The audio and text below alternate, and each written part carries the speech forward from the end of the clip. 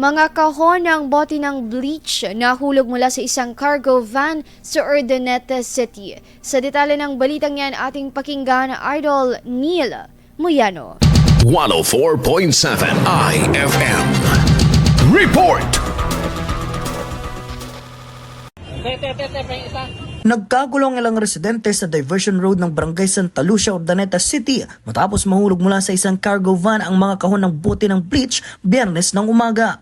Ayon sa Urdaneta City Police Station, bumukas ang likurang bahagi ng van habang ito'y lumiliko kaya tumilapon sa kalsada ang mga kahon.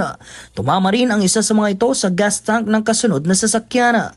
Nakuha na naman ng video ang pamumulot ng ilang residente sa lugar ng nahulog na bleach habang ang ilan nagsauli ng kanilang napulot.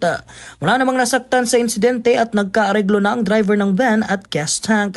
Patuloy naman ang paalala ng pulisya na iwasan ang pagpulot ng mga kalakal mula sa mga aksidente. Kasama mo mula rito sa IFM News Dagupan, ito si Idol Neil Muyano, tatak IFM.